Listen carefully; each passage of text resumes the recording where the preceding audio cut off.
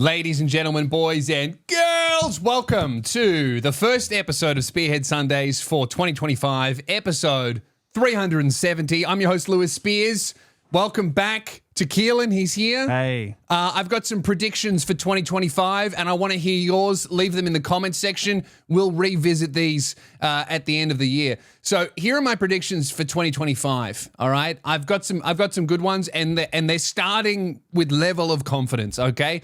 So this is my first prediction, and I am prepared to put the house on this. If this doesn't happen, we don't live in reality, all right? I would expect gravity to stop working if this doesn't happen, okay? There will be, in 2025, a huge Elon Musk and Donald Trump fallout, a massive public breakup. I'm talking Trump is going to be dunking on that nerd every day. Not on X, currently formerly known as Twitter. All right, they're gonna have a huge, massive fallout, and I would even expect this to happen like before April. You know what I mean? So that's my first prediction. Second prediction, I think we're gonna lose a royal.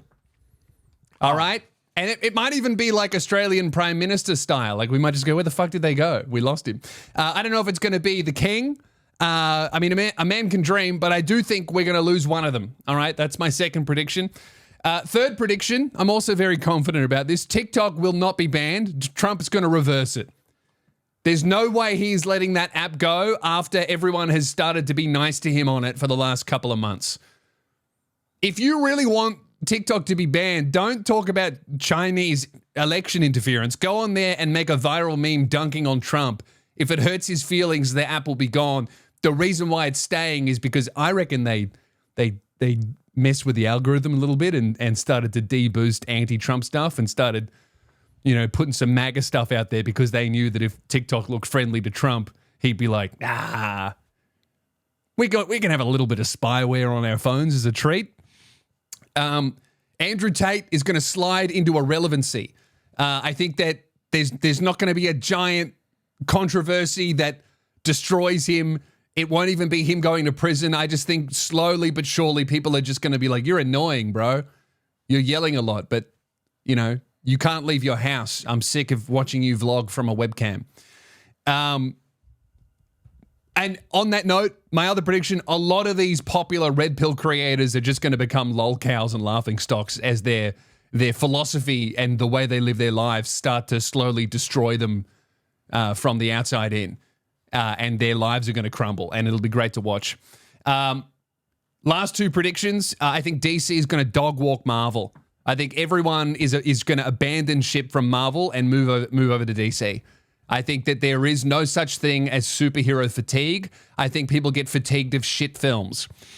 And I think that's the main problem. And I think that when this Superman film comes out, the whole world's going to change, and everyone's going to be back on board with DC. We're seeing it happening already with a TV show called The Penguin, all right?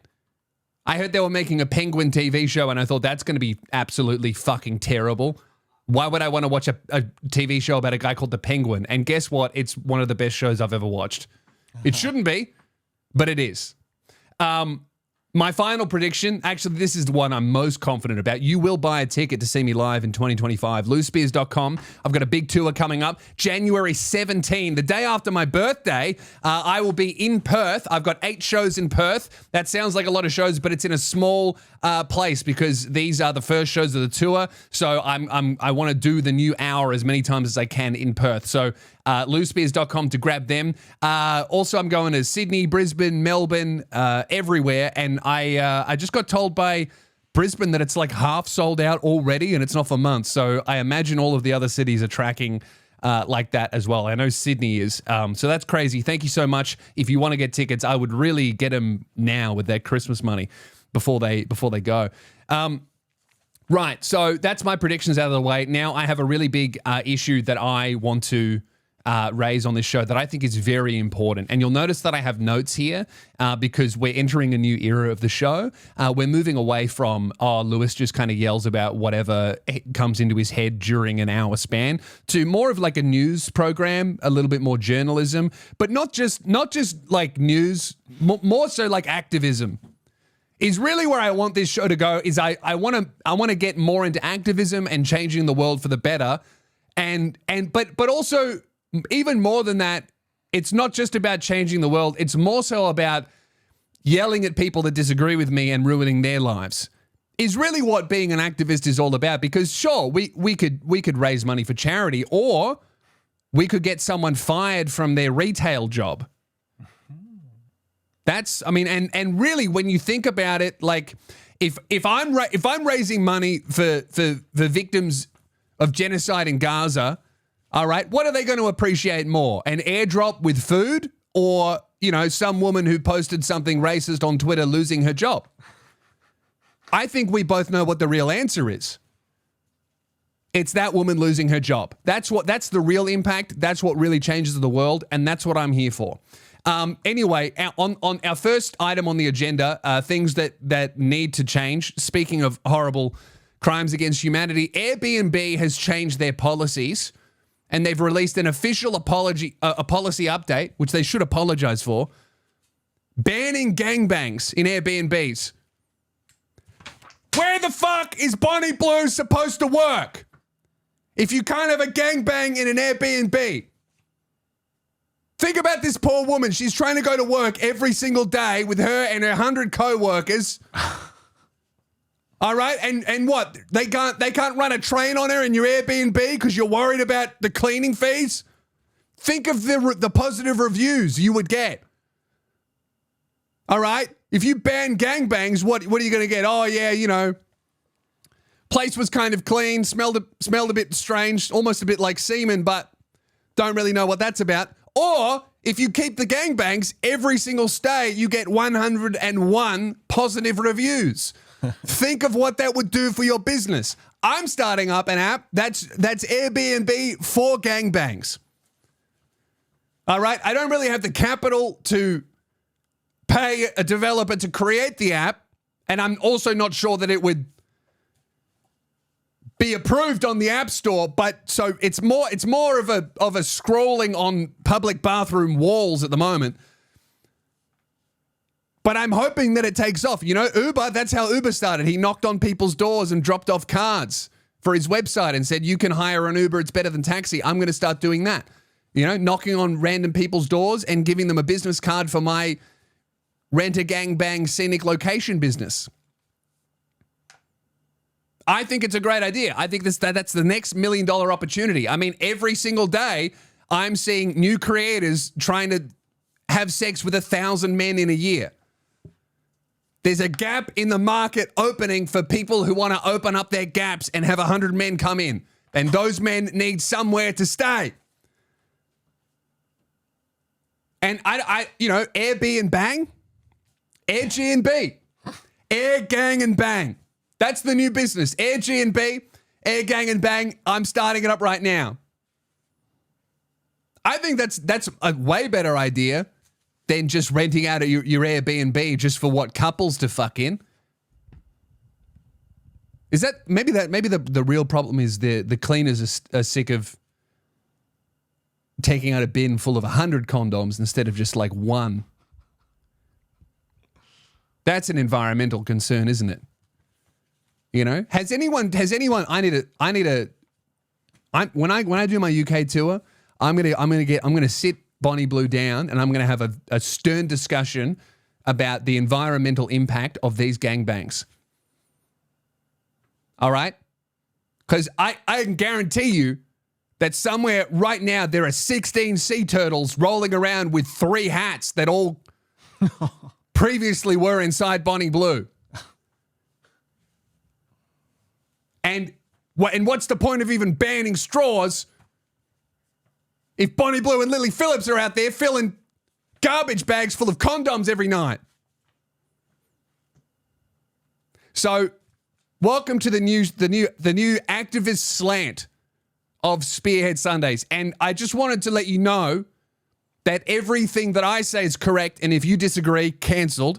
And hopefully what we'll do with this show is we'll probably I'm hoping that we kind of follow the trajectory of every single political show, whether it's left or right slanted, is that we have a really good run for about 8 months. We build up a giant community of people that love me and worship me, and we all agree. But then I will say one thing that a lot of the audience slightly disagree with, and then I will lose everything. They'll turn on me, they'll dox me, and my life will be destroyed, and then I will crash out publicly online and alienate my own fan base, and then. What else usually happens with these people? Footage will release online of someone having sex with my wife. That's usually how this goes. That's the left-wing version, right? That's like all of these political left-wing streamers, right? Their sex scandals are a little bit exciting. You know, video footage will emerge of like some stranger taking their girlfriend on a date, but right-wing content creators, their scandals is like CCTV footage of them yelling at their wife.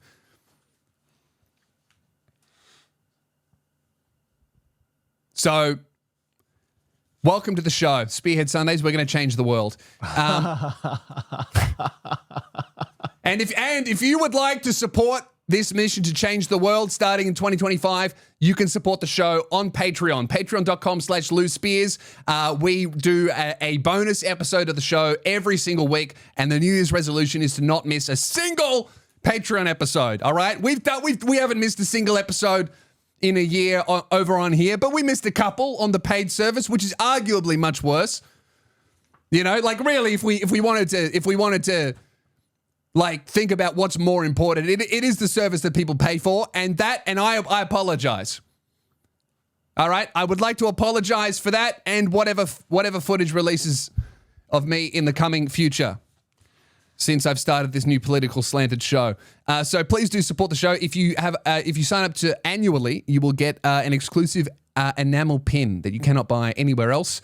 And you have until the end of January to sign up before that pin disappears and gets shipped directly into the ocean. There is an influx of new members. That's good. I like seeing like one guy join and then over the next day get 50 notifications because he's going back and listening to all the old episodes. Nice, just liking all of them. Yeah. That's good. I like that they're not just listening; they're also liking them, because we do see that. And that's great. So go through the backlog. There's a lot of page. Oh, dude, for this episode of the Patreon, I haven't told you about it. I'm not doing it on the public one because I don't want it to get out. But dude, I went to church and it was hilarious. And I'm going to do that on the Patreon because I don't want them to hear it. Anyway, that'll be over there. That's up now. Mr. Beast addresses concern over private jet video before it even goes live.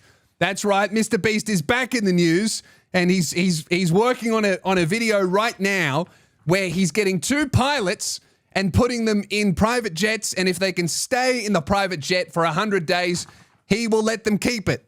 And they can do whatever they want in the 100 days. They could just park it and hang out in there like a hotel room. They could fly it wherever they want. If I was a pilot in a Mr. Beast video and he gave me a jet for 100 days, do you know what I would do, right? Because what is it, Jan 1? I've got 100 days. Does that take us to September? No, 100 days. Damn. Anyway, I would fly it into the biggest tower I could find. That's what I would do. If I was the pilot, I'd be like, hey, Mr. Bit, like day 99, I'll be like, watch this. It'll be the 11th of April. Right. Well, that's an 11th. That's pretty good. Close enough. Straight into a tower. That's what I would do. Now, everyone's very upset about this. Let's find out why. Often looking to raise the stakes and innovate with his content, Mr. Beast is always thinking up the next insane video idea to keep viewers engaged. Anyway, this is rubbish. Let's get to the meat of the article here. This is a new bit where I print out shit articles and I read them. It's part of the mission statement of Spearhead Sundays of causing as much environmental wastage and damage as possible. Because instead of reading on the phone, I could just print these out. And this is all in color as well.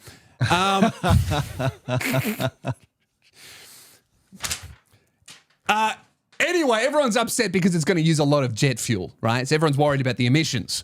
And everyone's saying, wow, you're going to get 2 fucking private jets to fly around with an unlimited budget for 100 days. Think of the damage that you would be causing to the environment, Mr. Breast.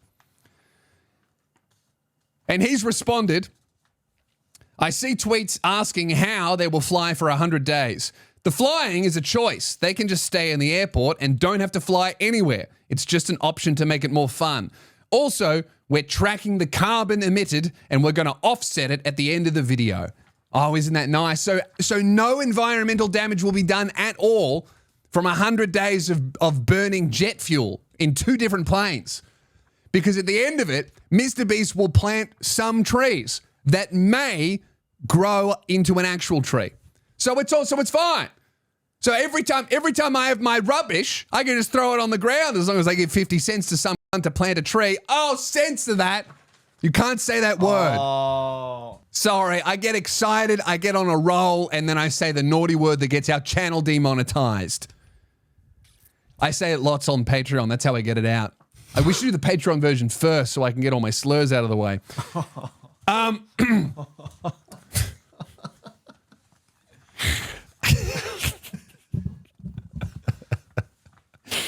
Look, you can't just fucking be like, oh, we've offset the... Do you know how this carbon offset emission shit works? I know people who work in these industries.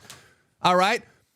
How it works is there's these things called carbon credits, right? Where a factory who create a certain amount of carbon has to offset that emissions and they get tax breaks or however the fuck it works. And the idea is to get companies to pollute less, right? That's the spirit of the idea. But that's not what happens at all. What happens is actually more like this, where instead of changing their behavior at all, they actually ramp up the pollution and then they just pay someone to plant a tree. Or even worse, what people will do is say you own a farm, right? You own 100 acres of farmland and there's just trees on it because you don't really want it. You've got half of it is just trees because you don't want to farm that section or the soil's not good enough or for whatever reason, you own a lot of land, right? What you can do is because that section of land produces carbon credits, you can sell those carbon credits to a polluting corporation or YouTuber, and then the YouTuber gets to go, oh yeah, all good. I didn't pollute at all. But they did pollute. It's just that this guy sold imaginary points because he already had an acre of land that has some trees on it. So the world gets worse, but on paper, some bureaucrat gets to tick a box and be like, oh yeah, net zero, net fucking whatever. What I'm saying is it is a scam. Or it is able to be scammed. Right? What that is basically like me doing a poo in your house. And then you go, hey, now there's poo in my house. And I go, yeah, it's all good though because your neighbor cleaned their toilet. There's still shit in your house. But I can go, yeah, but I paid the cleaner to clean their toilet, so you can't complain because, you know, I may have done some poo, but I also did some clean. So like, you know, globally, on a global scale, I've actually done 0 poos. But you're standing there with shit in your house going, well, those poo credits don't help me. So anyway, I hope one of the planes falls out of the sky, which is looking likely with all of the airplane crashes that have been happening recently. Keelan, could you please Google plane crashes in 2023 versus 2024? This is a very interesting stat that I looked at because I'm about to book dozens of flights for my tour. And I've been seeing a lot of concerning news recently about Boeing planes and fatal plane accidents. And I thought, oh, this is scary, but surely that's just fear mongering. Surely air travel isn't getting more dangerous. How many fatal plane crashes were there in 2023, Keelan? 30. Fatal ones? I think so. How many in 24? I don't know. Can't find it. 1 second. I'll keep looking. Great. Well, hopefully with this this Mr. Beast video, there'll be at least one more added to the tally. I just can't find a stat that has what you're asking. Okay, let me see if I can do this. All right, I'm gonna Google it. How many fatal plane accidents in 2023 versus 2024? What have we got here? In 2023, there were 30 total accidents, a decrease from 42. Notably, there were 0 recorded fatalities. In 2024, there were several. One plane with 179 people. Another plane with 180. Basically, hundreds of people have died in Boeing airplanes recently, which is great, which is really good because I'm about to book my flight. Why can't I see the brand of the plane that I'm going to get on when I book my flight? That's what I would like to know. I get to see that when I book an Uber. You know? Why can't I book a flight and it says Boeing and I'll go, no, thank you, decline. I'm just freaked out because I actually, for my trip to the UK, my flight got cancelled because of a safety thing. Luckily, they caught it. Very grateful that my flight got cancelled. All these people were upset, and I was like, dude, I'm stoked that they cancelled my flight. That's great. What's the alternative? Getting on the plane with the fucking bolts falling out? Anyway, guys, have you watched Beast Games? I have. Have you been watching the biggest show on television right now? The Beast Games? I tried to watch Beast Games. I tried my hardest. And don't get me wrong, I actually think it's undeniably cool that a YouTuber has been given this opportunity. And I think it's so sick that it seems to have worked for the streaming platform. Because the last time a YouTuber got a TV show, it was Lily Singh, and we didn't get another TV show for a decade. When did Lily Singh get her show? It would have been like 2018. That's like 10 years. What happened to that show? Is she still doing it? No. How long did it last? 2 weeks? Testing Keelan's admittedly poor Googling skills right now. Don't go what? Like you got less information than I did. Every time I ask you to Google something, you go, I don't know. You're always asking super specific. That's what Google's for. Okay. No, her show ended in 2021. What? When did it start? 2019. What? Please pull up the ratings. There's no way. 1.5 out of 10. What does that mean? The ratings. Oh, I meant like how many people were watching. Oh, okay. But that's not good. 1.5 out of 10. See, when I saw Lily Singh got a Tonight Show, I was like, man, they could have picked someone who's like actually a comedian to run a Tonight Show. They should have given it to me. You know, that would have been better. In 2019, when I started every video off with get a naughty word. See, how was that, Keelan? That was good. That was good.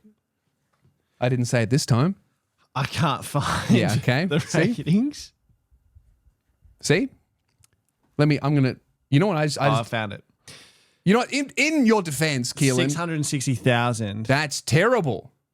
Okay. Carson Daly's last blah, blah, blah. Over his final 2 years, an impressive daily average 765,000 viewers per night. Singh's run over the subsequent 2 years shed 1 quarter, averaging 500,000. Yeah, great. That's not good. In your defense, Keelan, Google is terrible now. Shit. So bad. It is so bad. I exclusively use ChatGPT now to search things, and I know that it gets a lot of stuff wrong, but at least it gives me an answer. Google won't even give you a wrong answer. It will just refuse to show you. You'll be like, what's 2 + 2? And it'll give you an article with 10 pages that start talking about the origins of math and then showing you ads. And then right down the end, it'll be like, click next page to find out the answer. I just want to know what the answer is. And now Google are making their own service worse by putting AI into it. I don't want to use AI. I want an internet that works. AI sucks, man. It makes me so upset. You know what AI is for? It's for, please spell check this for me. That's, like, AI is just like a really good spell check. Or like, you know, the only thing that has ever made me use AI and go, man, that was good, is like, I want to do this many things in a year, break that down into a weekly task. That's good. And then other than that, it's I'm reading this book and I'm up to this bit without spoilers from there. Tell me about this character because I forgot. That's all that it's good for. And really, that's something that I should just like have a conversation with a human about. Like that's doesn't really justify boiling the ocean for. But, you know, tech CEOs need to get that higher valuation. That's what life really is all about. Anyway, Beast Games. Speaking of exploiting the pause for your own gain, I tried to watch Beast Games. I made it 20 or 30 minutes into the first episode. I had to turn it off because of the yelling. I could not believe. Here I was thinking, it's television. He's got 10 episodes. Mr. Beast might tone it down a little bit. Mate, he yelled even more than he does in all of his other videos. I could not believe how much louder he got. He turned it up to 15 because he's already at 11 all the time. He turned that shit up to 15. And listen, it was so the production, the amount of cameras they had, the monumental task of having that many contestants and this many games. So cool, so amazing. Couldn't watch it. Too loud, too much shit happening. It was like an assault on my senses. You've watched more episodes than me. Yeah, does it get slower? It gets better for sure. It gets slower, gets less beast. Yeah. Gets more participant rather than host. Yeah. That's good. Because the first episode, what is there, 1,000 contestants? Yeah. Yeah, so they just have to like eliminate literally hundreds of people. I think episode 2 starts with a couple hundred people, doesn't it? Episode 3 is good. Episode 3 is really good. Yeah. Yeah. So I feel like I'm going to try again. I'm going to try and at least get to episode 2, but I couldn't watch it. Also, it felt quite yuck to me, to be honest, of just this guy, this super rich guy getting a pile of money and putting it in front of the pause and then giving all of these people an anxiety attack, making them cry, and then ejecting them down into a hole. Horrible to do to someone, but fuck, it'd be fun, wouldn't it? Like, you know that Mr. Beast was like if he could, that hole would have had a wood chipper at the bottom of it. Like, absolutely. If that would have gotten a second more retention out of the TV viewer, he would have done it. There'd be a wood chipper at the end.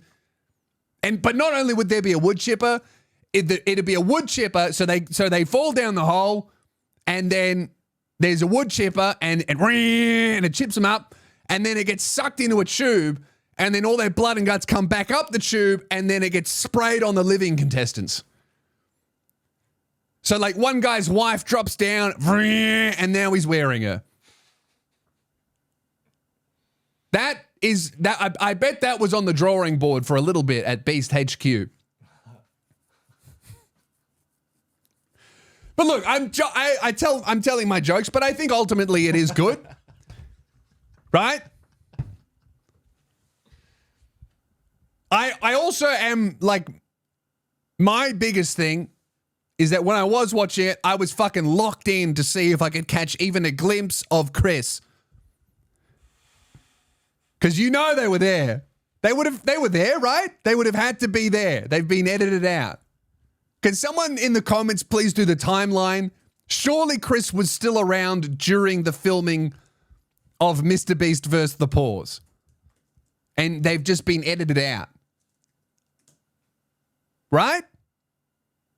You know what's really funny as well to think about is that I bet at any one point Mr. Beast has like dozens of these 100-day or year-long challenge videos that are being filmed. There's got to be at least 8 videos that they're staring at in fucking Premiere Pro being like, fuck, how do we edit them out of this shot? Like, we need this shot. We need this shot. We can't edit them. No, they have to go. If we can't edit it out, we can't release the video. What if we put it in with a disclaimer? They're grooming kids. We can't have it in the fucking video. Do you know the timeline, Keelan? Do you reckon they would have been there? I don't think so. You reckon they were gone before they started filming? I know that Ava Chris Tyson was spending a lot of time with their family. So maybe they just didn't come to the record. Or maybe Mr. Beast knew better. Maybe Amazon was like, hey man, trans rights, love it. Love it, trans rights. Great that you support your friend, but we're trying to sell batteries in Malaysia. Okay, so May is when they did a casting call. And then it seems like July is when there was a competition to be in the final show. Yeah. Mm-hmm. June is when the first controversy with Ava popped off. But wasn't that just about being trans in general? Yep. And then Jimmy B stood up for their friend and said, I love my friend's lady penis. September. Well, when did they start filming it? Mm-hmm. I reckon they were there. I reckon they were there for every episode. And it's been an absolute fucking nightmare. Although there is, like, if anyone would say, oh, put the trans chick in the back. We don't want them on camera. Amazon, like a giant streaming service, would do that. They'd be like, look, dude, we love using trans people to sell products, in New York on billboards. We'll put one of them broad-shouldered bitches on a billboard to sell to people in New York, but we're not fucking putting them in a show, all right? Because we're trying to sell batteries in the Middle East. That's my favorite thing about progressive businesses is they'll be progressive everywhere except for where it matters. Gay kiss for me, but not for China. Anyway, I just couldn't. I think it's. I hope. I don't think they were there. I've just read through an article. I don't think they were there. Interesting, but not there because of the controversies, or not there because Amazon were like, look, we're not putting them on screen. We're trying to, I can't work it out. I wouldn't be surprised if it had nothing to do with the controversy and everything to do with Amazon wanting to sell products to certain nations. Anyway, I think that it's great that it appears to be a success for Amazon. I think that's great. I love that because I hope it means that more streamers will look to creators on YouTube to create stuff. I hope that's the lesson they learn. I hope the lesson they learn is not we need to make every TV show as loud and as retention edited as a fucking Mr. Beast video. Because unfortunately, that is the lesson that every YouTube creator learned, is that we need a fucking, hey guys, we're gonna do. That's every time I open up a video. Dude, I saw a thumbnail and a YouTube title of like some woman making a bookcase for a manga collection. I thought, fuck, that's so cool. How did she make that? And you open it up and they've got like pink hair and they're going, hey guys, welcome back to my channel. And it's like there's subtitles and it's like, can I just, please just show me just you making the shelf? So hopefully Amazon's like, right, we need to reach out to talented YouTube creators to create more TV shows. And hopefully they don't think, right, we need to turn every single TV show into just slop. Unfortunately, I read an article the other day where Netflix explicitly stated that they are creating TV shows to be watched while you're on your phone. To the point where, Keelan, I don't know if you saw this, but they are adding they are editing scripts to make sure you can understand what's happening on the TV show while you're not watching it, right? So if I'm in the TV show and I'm handing my co-star something, I would go, here's the remote that you need, instead of just giving it over, the important thing. They literally describe what they're doing as they're doing it, because Netflix is trying to create shows that are to be background noise. Second screen. Watch it while you're playing a video game, or don't even watch it at all. Just have it on in the background. That's great. See, we don't do that here at Spearhead Sundays, and especially not in 2025. Our stuff is meant to be listened to, locked in, on the couch, phone off, focused. If you're driving right now listening to this, look at the phone. You're supposed to be watching me, not the road. You're supposed to be locked in and learning and nodding. And not only, like, this is not just a podcast that you put on while you're making dinner. Fuck you. I want you to be an active listener. You need to go, yes, the whole time. Because this is an educational show.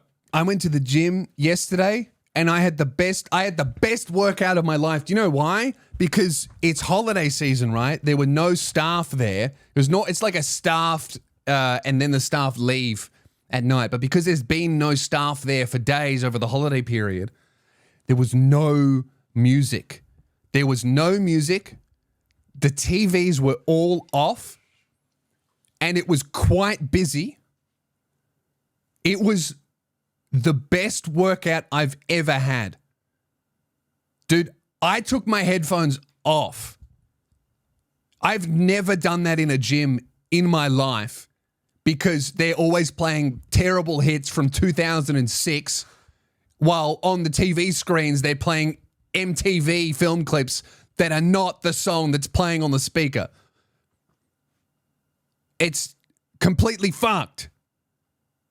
I feel every time I go into the gym, I feel like those TikToks that play Subway Surfer on the side.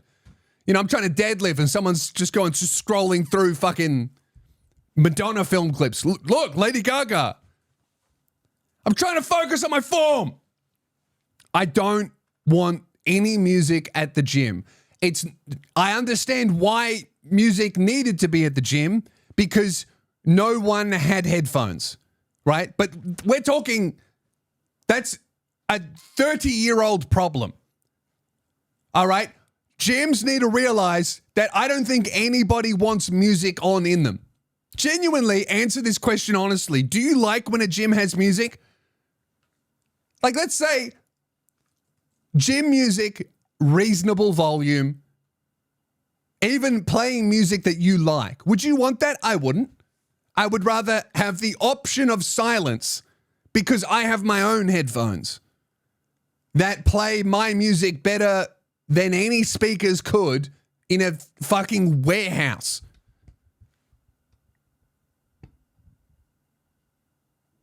Some people were saying, oh no, you need the music because it covers up people talking. Who's talking in a gym? And if you are, okay, welcome to being in public. People fucking talk. That's fine. I can deal with hearing someone's conversation. You know what I fucking hate is hearing someone's conversation and Lady Gaga hits from 2006. I can still hear them. I just also have to contend with this fucking music. And then I put my headphones on. I can hear my music and the gym music and the conversations. It was so peaceful. I had such an amazing workout. I took my headphones off and I just fucking was in a flow zen state. It was like meditating. It wasn't an assault on my senses. Gyms need to have an autistic hour. You know how supermarkets have started to do that? Low sensory time. We dim the music and we turn the music down. Is Isn't that just so obscene that businesses have gone, hey, if you don't like listening to Coles radio, it's because you're retarded. No one wants to listen to Coles radio. Attention shoppers, don't ride on the trolley. Okay, that doesn't need to be a fucking announcement every 10 seconds. You know that I think this all stems from some trauma that I went through, not as a child, but 1 week ago when I had to go to Chemist Warehouse. Has there ever been a worse hell on earth than fucking Chemist Warehouse? Have you been into one of these holes? Yeah. They're awful. Horrible. I was having conniptions at one the other week as well. Horrific. That they need to be treated nicely, and I don't want to put myself on a list. I was going to say something else. Guys, we love Chemist Warehouse here. I love the ads they play at full volume. If I worked at Chemist Warehouse, I would kill myself. At the Baxter one, I was at the counter. There were 4 different screens playing different ads, plus the radio. I was like, how are you? And then the cash register makes sound. I don't know how they deal with it. And then the beeping. Yeah. And people dragging their feet. Well, that, I never really noticed the dragging their feet thing. That's new. You hate that? That's what gets me the most. You need to get earplugs, man. I've been telling you. I've got earplugs. I've got loop earplugs on my keys, and I wear them all the time. If I'm out the house, I can't hear you. I reckon at least 30% of the people who yell Lewis in public just think I'm very rude because you can't see them when I'm wearing them and I can't hear you. Anyway, we need to get rid of music in public spaces. I'm so serious. Music has got to go. And we were at the pool the other day. The Taliban is right. I 100% agree. I support the Taliban wholeheartedly. Not so much a fan of what they're doing with women, but that's a small price to pay when it comes to getting rid of gym music. See what they've done in Afghanistan recently? They've said first they said women must wear a full face and body covering to leave the house, and then they said they're still annoying. They must only be chaperoned by men, and then they went, that's still annoying. They are not allowed to leave the house. They must, and then they said they are not allowed to speak unless they're in the house. All right, and then their latest rule where they've gone, so they're not allowed to leave the house, but not only that, they are not allowed to be seen in the house, which means they must not have any open windows or uncovered windows. Really? That's a new one I just saw. What the fuck? No windows. If you're a woman, because a man might walk past the house and see a woman and lose control. That's fucking nuts. Afghanistan might be the gayest country on earth. I only want to hang out with blokes. I don't even want to look at a woman through a window. Gay. That just precluded me from ever doing an Afghanistan tour. Am I right? They did that. I'll check. Guys, stay tuned for Keelan's fact check in 30 minutes' time. Yeah.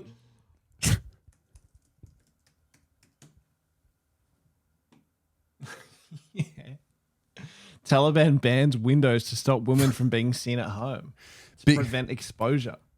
Oh, I thought they were just big Apple fans.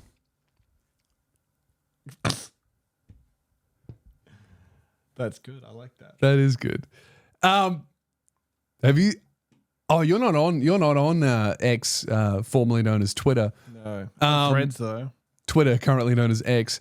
Elon Musk has completely blown it with all of the MAGA crowd by heavily promoting the use of H-1B visas, which is a type of immigration visa for It's supposed to be for highly skilled workers, right? And essentially it boils down to Elon says, if America wants to win, we need to ramp up as many highly skilled immigrants to come into our tech fields as possible because they work harder than Americans do, and they are much more willing to accept 80-hour work weeks for the same amount of money. And then Americans have gone, especially the MAGA people have gone, hey, that's fucking horrible. You should be America first. You should be hiring American workers. And then a bunch of billionaires have come out and gone, American workers are very lazy because they don't want to work 80 hours a week for hardly any money like these migrants from India do. And the reason they want to work that hard for less money is because if they lose their job, they lose their visa, they get deported, right? So basically, all these tech billionaires have gone, no. America needs to use slaves. That's how we're going to win. That's how we're going to compete with China. But you can't compete with China because China is actually using slaves. You know? Like, it's very interesting, like, watching Elon Musk be like, oh, with these people, they work so much harder and the American worker is lazy. And what he describes as lazy is like a guy who would like to see his kids and his wife and still be able to pay his bills. It's such a weird thing, like, where all of these people, all these like super billionaires are basically just going, no, you know, we need to make America really great. And the way that America becomes great is by like fucking tech companies making billions more dollars.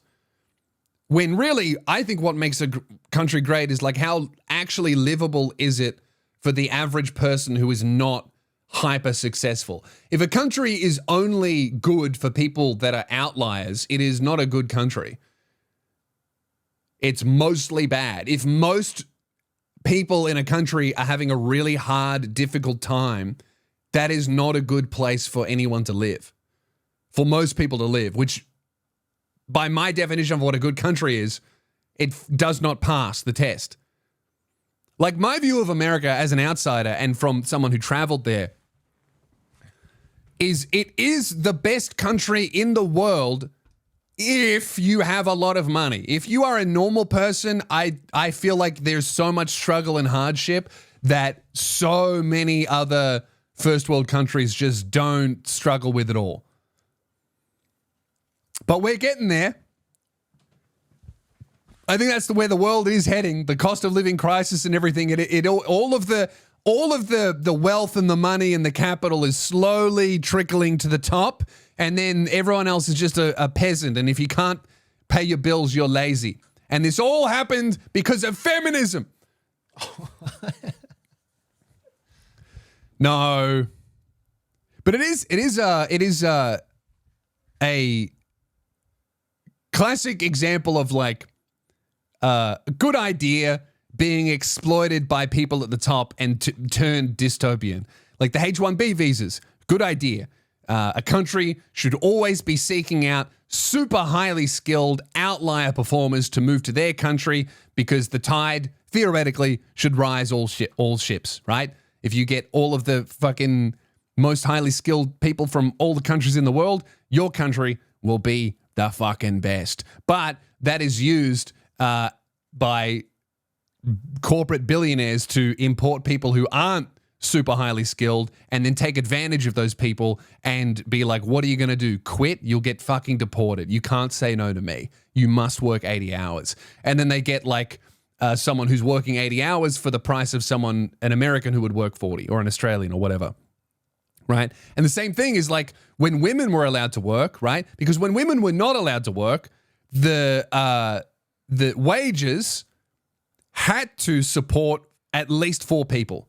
One person had to be able to support an income, household income, food, bills, mortgage, car, fucking everything for the wife and 2 children. So wages had to be at a certain point because if they weren't, you know, 5 people die, basically. But when women were brought into the workforce doubled. And what should have happened is wages should have stayed the same. But they effectively halved because, you know, now the employer has way more people to choose from, and the people applying for the jobs are not supporting 3 other people. They're just supporting themselves. And that's how you get here. Not to say that women should not be allowed to work, but what I'm saying is what should have been an amazing utopia where, like, fuck, you would get to combine 2 household incomes. Instead, just be like, oh, well, everyone's wages effectively got halved and now mum and dad are slaves. But that's all right because Elon Musk will be a trillionaire soon. That's pretty good. I just think that we should all start learning Mandarin and give up the fight and just give it to China. That's what I think. Especially in Australia. I don't know why we're pretending that America is going to come all halfway across the world to save us when China invades. I'm learning Mandarin right now. I'm actually starting to ingratiate myself into Chinese culture. You know what I've done, Keelan? What's that? I've downloaded a new app that I am going to become famous on, right? It's called what's it called? It's called well, I don't know what that says. What does this say? I don't know. It's in Chinese. I actually used to know the name of the app, but I can't remember it. But it is. I'm going to have to Google it. Chinese social media app. Let's see if I can find it. It's red. No surprise there. Oh, here it is. What's it called? Here, I've found it on the App Store. Open in App Store. Let's see if they've got an English translation. It's Zhao Hongshu. Oh, I've heard of this one. Yep. So I've downloaded Zhao Hongshu, and it's like 300 million users every month, mostly Chinese people. Everything is in Chinese, including the app itself, right? Now, I saw someone download it, and I thought, how funny would it be if I could somehow make myself a very famous Chinese influencer on an app which language I do not speak? That would be cool. That's very funny. Now, what I've done, Keelan, is I've just started posting to Zhao Hongshu, and you can follow me, Lou Spears, on Zhao Hongshu, and I'm happy to report that after 2 days of posting, I already have 50 followers. And all of my posts are going great. That's fantastic. And I think it's because Chinese people are just fascinated. What the fuck is this white guy doing? Like, look at this app. When I scroll through it, it's just like Chinese girls going to the gym.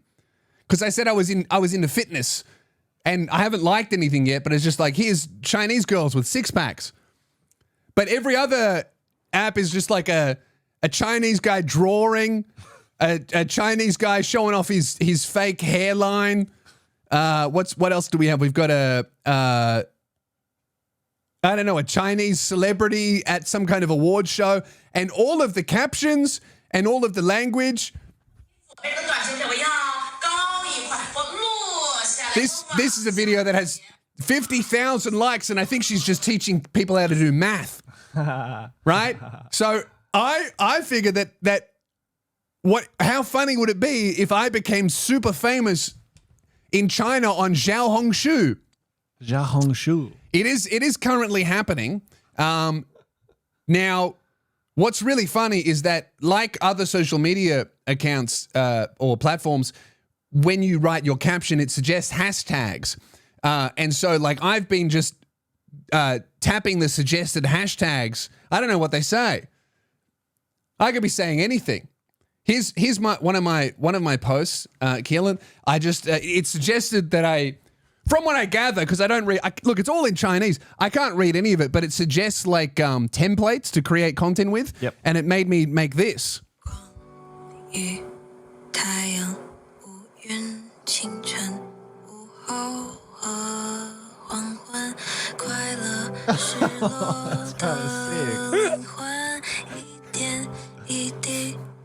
Oh my god. And then it suggested a bunch of hashtags, and it's going off. I'm going viral. Well, when are you going to announce your Chinese tour? Well, I'll just have to run the script past the Chinese government. You know, you actually have to do that. I know the guy who put on. He used to run a comedy. He's an Australian guy with a Chinese wife. He used to run a comedy club in China, but it got shut down by the government. But he still puts on tours in China because he can speak English and Mandarin. He did Dave Chappelle in China. He does all the super big people that can tour China. He was telling me they have to send their script to the government, and the government will send notes. And then, you know, he's like, all the comedians will always be like, all right, so we'll agree to the notes, but like, you know, when I get on stage, I can kind of do what I want, right? And he said, no, they will arrest you. Like, if you say this is my show and then you start talking about your gay cousin, prison. Even if you are Dave Chappelle. But anyway, I've been getting DMs because I can't control my privacy settings on Xiaohongshu because I don't speak Chinese and I don't know how to turn my DMs off. I've gotten a few messages. This one from a Chinese lady, it is cool. Messaging me, so I said back, very cool, because I don't know how much English they speak. This guy, don't know what his name is. He says hello, and I said hello. We've got another one here. This person, hi. I'm going to say hello. It's really good. I'm making some solid headway into the Chinese Mandarin community. Hi, I'm currently in Shanghai and I graduated from college and used to work as an English teacher. I would like to make some friends with people from other cultures. I hope you can come to Shanghai so we can be friends. That's great. So nothing wrong with that. Yep. Yeah, it's all happening. What's my most? I've got my most viral post, 400 views. That's pretty good for. I've been posting on it just random photos of me to Chinese music every couple of days. So let's, I mean, the set's already the right color, isn't it? We wouldn't have to change much. So if you've come here from Xiaohongshu, ni hao, I'm happy to have you. This set is good depending on how you want to pivot. If you want to pivot to a far right podcast, this is a good, it looks good. If you want to pivot towards a Chinese Communist Party, that's great. Favored podcast. That's also you're halfway good. There. That's if we wanted to turn this into a brothel, also quite good. Chinese massage parlor. The lights are correct. Okay, best of both worlds. Chinese communist massage parlor, no women allowed.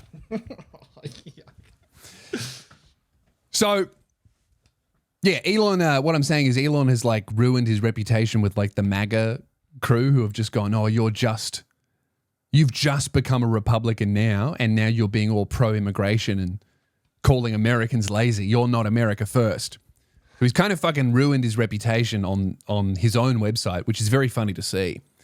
But another thing that's happening as well is you've been off Twitter, currently known as X, for a while, Keelan. So you're not up to date with this, but well, I'm on Threads, so sometimes I get reposts. Okay, have you seen the Adrian Dittman discourse? No, I don't even know who that is. Okay, so there is an account, an anonymous account on Twitter, currently known as X, with hundreds of thousands of followers, that is always in Twitter Spaces.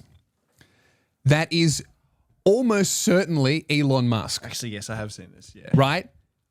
This account is constantly talking about Elon's business, has multiple times revealed things that Elon Musk probably is the only person that would know these things, talks intimately about things like rocket fuel, multiple really in-depth technical parts of Elon's multiple different businesses, like seems to really know their shit about the technical things that Elon Musk is an expert in, and has also responded in Twitter Spaces when people have called him Elon, he's gone like, yes. He has also, when talking about Elon Musk, said things like, I. Really? Yes.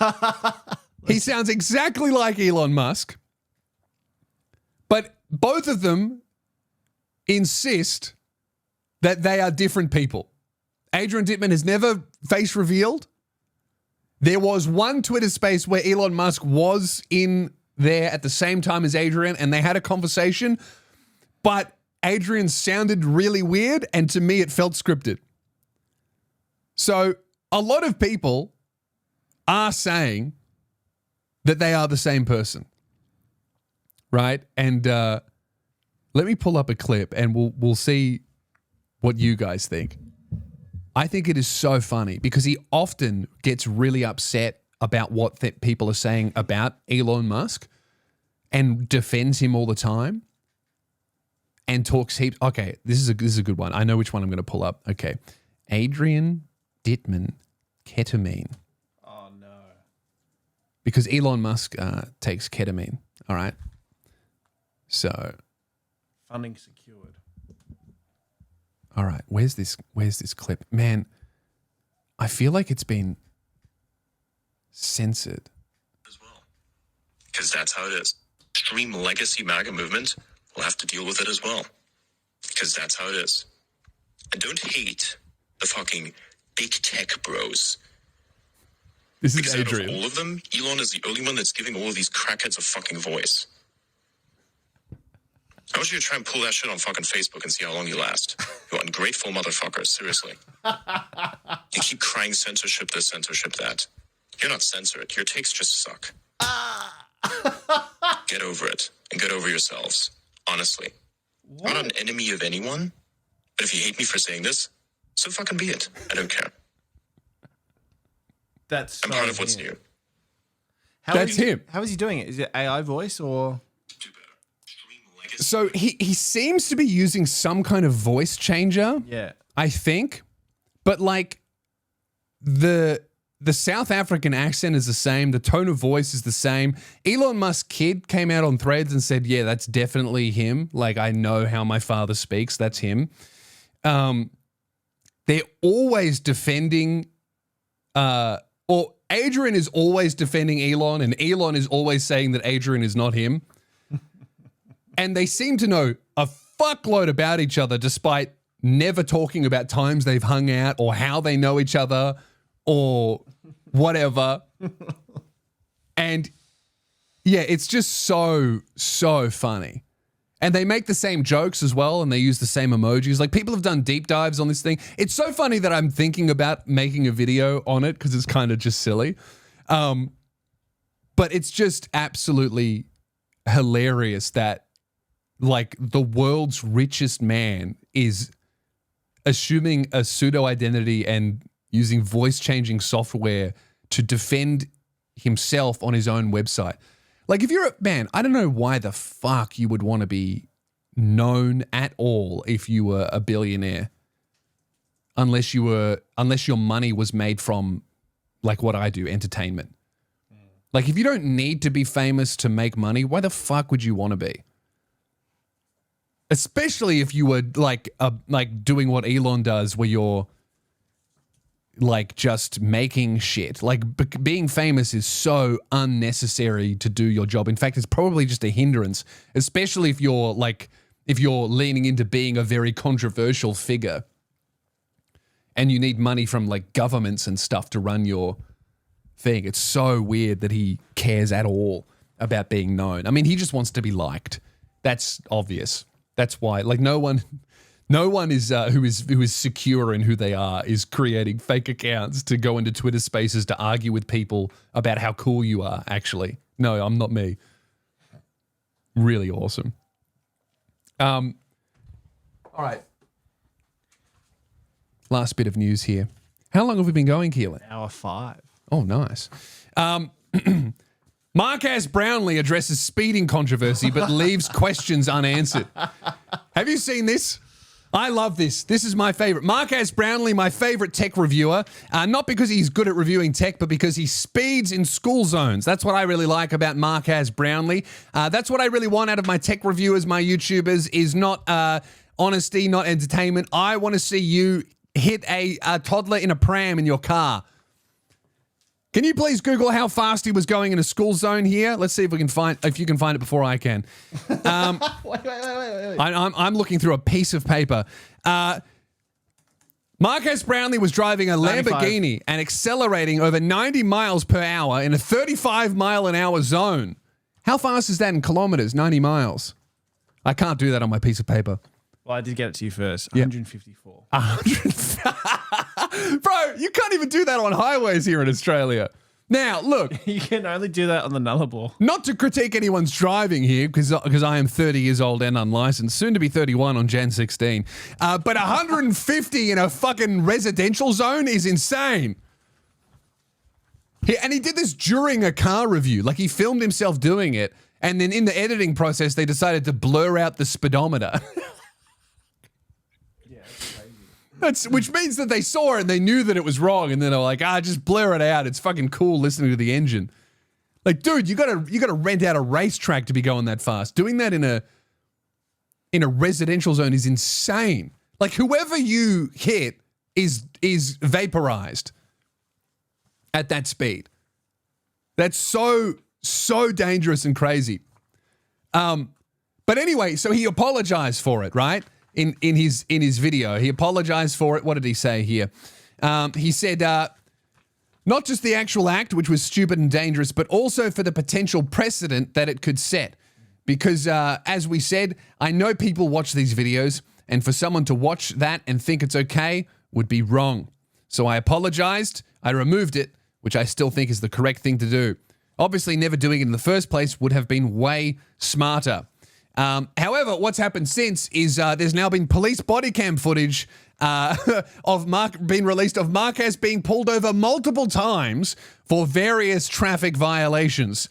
While he did address the instance of him speeding in his own footage, he didn't discuss the other traffic infractions whatsoever, which is so funny. I think speeding is like such a cultural problem in America. When I saw this article, like in Australia, that's fucking insane. And the whole country would go, what are you doing? That is crazy. You could have killed someone. But in the comment section of like every article about this Marques thing, Americans are going, what? I do this all the time. You just got to not hit anyone, man. Just don't be bad at driving. The better you are at driving, the faster you can go. And also the no seatbelts thing as well. Like, people don't wear seatbelts in America, which is wild. Like, have you watched a reality TV show in America? No one wears a seatbelt. When I was in the States, when I was getting in and out of like Ubers and taxis and stuff, and I was with other people, I would put on my seatbelt and people would go, why are you doing that? I don't want to die. If you're American and you listen to this, do you wear your seatbelt? Because I feel like none of you guys do. You've got American friends, Keelan? Yeah, they don't. They don't. That's so weird. And now one of my friends, Evan, whenever we were driving, he just like, as he pulled up to park, he just chucked the car in park as he was like getting out. That's another thing they do. They don't use the handbrake. Yeah. They call it an emergency brake. But that's not what that's for. It's for putting it on when you park the car. I can't even drive and I know this stuff. Yeah. They call it an emergency brake. They'll park it on a hill and just put it in park and get out. And also, drink driving rates are astronomical. They all use their phone and text. Yeah, dude. I got into a few cars in the States and I was like scared because of the phone use thing. I think though that's like, it's culturally very, very different because there are speed cameras everywhere in Australia and there's like none in America comparatively. What's the fastest you've ever gone in a car on the road? As a passenger. Well, with your driving lessons, you wouldn't have ever gone on more than 100. Yeah, I think I've driven like 80. Yeah. But I think as a passenger, probably 110. But like in a space where that was legal to do, where the speed limit was 110, where everyone else was doing 110. Yeah. How about you? I was driving to Adelaide once with a friend and I was driving his car. Yeah. We decided to push it. I got to 130 before I got scared, which is not that fast in comparison. But because the car started to wobble the faster we got, and I put the brakes on. Yeah, fuck that. That's scary. Yeah.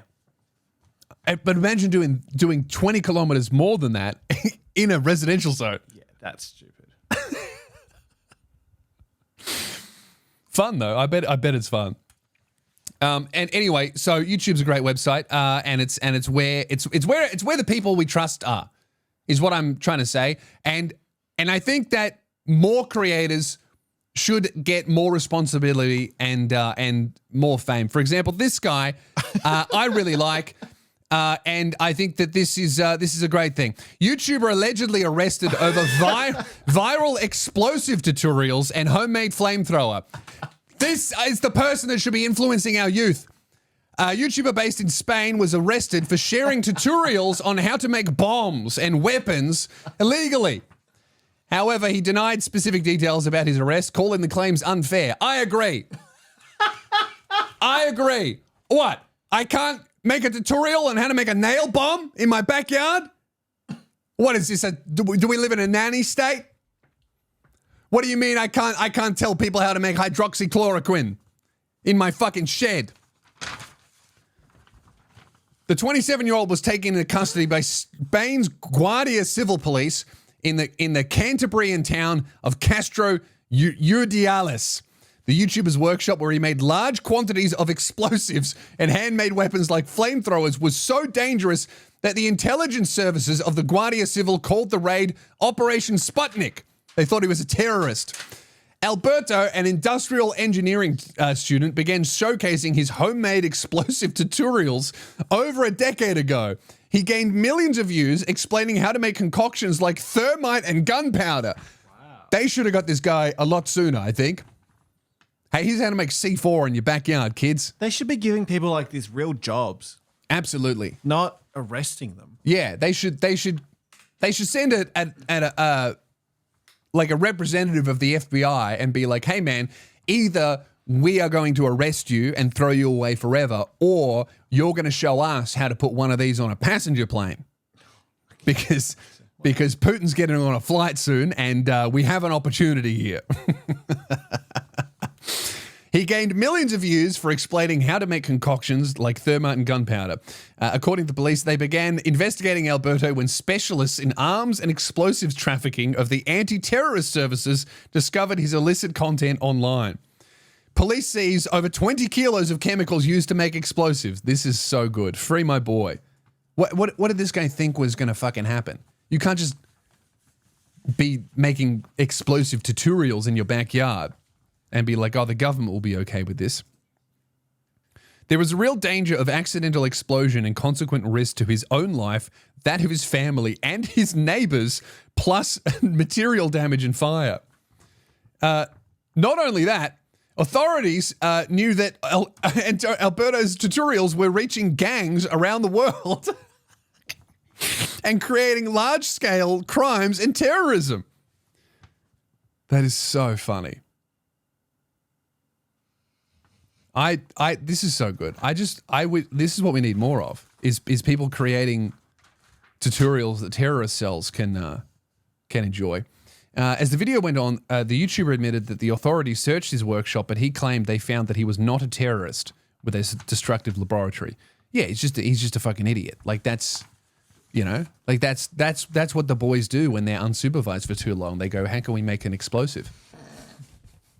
When I was 18, we used to get like, you know, those sparklers. Yeah. We would get them and we would scrape all of the sparkler dust off. That's good. And then we would put it into like a small little capsule, and then we would light it and run away, and fuck, it would go off. I wish we had fireworks here. I want to. We do here in Frankston. It went off in my neighborhood. But it went so ballistic on New Year's Eve. We went outside. The dog almost had a panic attack. Birds in the neighborhood were screaming at like 4 a.m. Where do you think you can buy them here? Maybe at those vape shops. Probably everywhere, man. I don't know. I've never fucked with fireworks because especially not illegal ones, because they're just like, that's how you lose fingers. Oh, they're so fun. Yeah. My one, I bet they are. My one American summer when I was a teenager. Yeah. Most fun I've ever had. Yeah. Were you the one lighting them though? Yeah. Nah, I couldn't. Nah. Shooting Roman candles at each other. Well, are they legal though there? No, not where we were. Yeah. We went to South Carolina Yeah. to buy a bunch. And But they're legal where you bought them? yeah. Yeah, I would trust those. But illegal fireworks imported in Australia? No fucking way. Yeah. I'm not trusting. It reminds me of that. It's like a story I read. It was years ago, but I never forgot it. This girl went to a market and bought a knockoff phone charger. Yep. And she plugs it in and she's just using her phone and it's like wrapped around her neck. Anyway, killed her, electrocuted her to death. Because it was like some fake Chinese knockoff thing. And I always think about that when I think about fireworks in Australia. I just think about that chick like electrocuting herself because faulty illegal goods imported from China. And I bet fireworks have done that to a few people. If you want to keep your Chinese tour on, you might have to rephrase what you just said there. Guys, Xiaohongshu is the greatest app from the greatest country on earth. And it was actually it wasn't Chinese, it was actually Japanese. Because I know how you guys feel about the Japanese. What else do we have here? Oh, Ice Spice has put on a great show in Australia here. Keelan, she was at BTV. Yeah. You were telling me about this. What did she do at the BTV festival? Apparently she rocked up 60 minutes late Awesome. and performed for 20 minutes and then left. Great. Gave everyone the finger and left. Gave everyone the finger. She went to 2 different like New Year's Eve festival shows. Yeah. I think one was called the Highlands, one was called BTV. Yeah. And she did the same thing at both. And people are very angry at BTV for getting her as a headliner. Yeah. I mean, getting her as a headliner is weird anyway. Especially since she's lost weight. Like where did Ice Spice go? Have you seen a picture of her now? Where is she? What happened to her? She's disappeared. What the hell? I miss Ice Spice when she was a little thick, all right? That's the Ice Spice I would pay to see. Wow. Where did she go? She's skinny. She's really skinny. Where is she? Where is Ice Spice? She looks like a Barbie doll. I want her back. I miss her. You know? Undeniably, not many people were listening for the music. They were watching for the dancing. And now, Ice Spice has disappeared. All we have left is the music. Now we can't look past the fact that she shows up very late. You know? If she showed up an hour late but she was still wobbling a little bit, I might not mind. But I can't forgive it in this state. US rapper Ice Spice's entitled act at Aussie New Year's Eve music festival sparking outrage from revelers. I mean, what are you upset about? Are you mad that, did you think it was going to be good? What did you think was going to happen when Ice Spice got there? Like, if she got there on time, do you think you were going to leave happy? Do you think the reason you didn't enjoy the Ice Spice concert was because she didn't arrive on time? I would argue that your experience, as terrible as it was actually improved from the lack of exposure to Ice Spice. You know? That was something I was thinking, like, who wants to see Ice Spice? Yeah. You're at BTV. Why are you going to see Ice Spice? Like, if I go to a restaurant and they serve me a plate full of human shit, I'm not going to complain because they served it cold. You know? I still have to eat the shit. That's the problem. The problem is Ice Spice. There's no way anyone was excited for that. I want to find... Revelers paid up to $242 to attend the festival. Some traveled 6 hours to see the rapper perform. Well, those people should be killed. If you're traveling 6 hours to see Ice Spice, you should be removed from the country. 80 minutes late to a 20-minute set. That's awesome. I love that. I mean, getting booked for a 20-minute set, paying money to see anyone perform for 20 minutes is insane. Really funny. The other day, so a bunch of people have commented on the Beyond the Valley Festival post of her singing. A lot of people are very upset. And originally, BTV was commenting back, like snarky little sassy responses. Looks like a lot of the sassy responses have been deleted. Nice. What, like having a go at the people that were upset? Yeah, like people saying, I want a refund. They were just doing like the social media response thing. It looks like most comments have actually been deleted. That's so funny. At the second New Year's Eve one, the one that she showed up 20 minutes late to, they cut her mic because she was late because there was someone on after her. So they just cut her mic when she reached her, which is great by the festival because otherwise that would have fucked up everyone's set. So pathetic. Yeah, that is really gross doing that. I feel like a lot of international artists do that. Like they go to Australia and they just treat it like shit, or smaller countries, and they go, this doesn't matter because they kind of get their advance. They probably get the money, they spend it, and then they go, fuck, now I got to do the event. This is a chore. Managing a stacked festival, this is the festival. Managing the stacked festival means we have to be extremely firm with set times. We had a strict curfew of 12:30 and needed to ensure the final act went on stage on time. Oh, of course, because they got to do the countdown. So that's why we cut our mic. That's great. I mean, I would say that the best way to enjoy an Ice Spice performance is with the microphone turned off. Don't you think? Well, not anymore, since maybe the best way to enjoy Ice Spice of the old ages, the before times, is with the mic off. I think it's time. What? Nothing. What's funny? Nothing. It seems like you've been laughing at something. Some maniac in the back there laughing at nothing. Darius over here spamming the laugh emote. It's time for miscellaneous bit at the end. The worst part of the podcast, the part where I read emails sent in by you, the dear listener. Over on Spotify. Because we're trying to get the watch time, the watch time hours up. Before we go to Spotify, though, I'll read out a few comments. Okay. As is tradition now. As is tradition. None of your beeswax 7284 said you should do book club videos. Okay. Sign up to Patreon. Yeah, we are doing a book club on Patreon this month. Okay, now I'm going to read a few comments. Fuck yeah. Lewis, Spearhead Sundays. We must all now forget the other name. Oh, that's right. I did 52 episodes in a row. I don't ever want to hear Spearhead Sundays ever again. Didn't miss a single episode for an entire year. Spearhead Sundays. Nah, that doesn't happen anymore. It's Spearhead Sundays, and this show comes out every single Sunday. And I'm going to go 2 for 2. 104 episodes in a row. Don't laugh like you don't believe me. What do you laugh? What's funny about that? Nothing. I'm not going to miss a single episode. Nothing's funny about And I'm not going to miss a single Patreon episode either. And I'm going to be touring. Don't laugh at me like your job doesn't depend on me delivering every Patreon episode. John Hull says, crazy to hear a guy who used to run around listening to Cursor and smashing windows being so introspective. The duality of man, baby. You get it all here at Spearhead Sundays. And then no other funny comments from last week's episode. They're all just very wholesome. But maybe if we go, boo! Oliver said, what? As someone who's given rim jobs, I can tell you've never had someone fart on you. Wait, I think I misread that. As someone who has given rim jobs, I can tell you I never had someone fart on me. Sorry, I'm dyslexic. Right. Yeah, he's saying he's a rim job provider and he's never been farted upon. Laugh at more Syrian refugees and I may give a positive comment. Okay.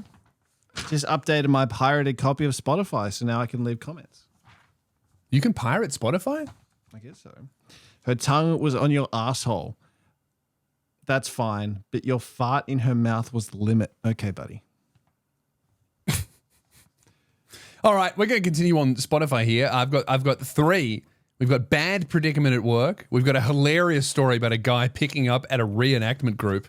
And then another dude who was torn between 2 women. Man, the listeners are crushing it romantically recently. We love that. Send an email through to podcast@loosbeers.com.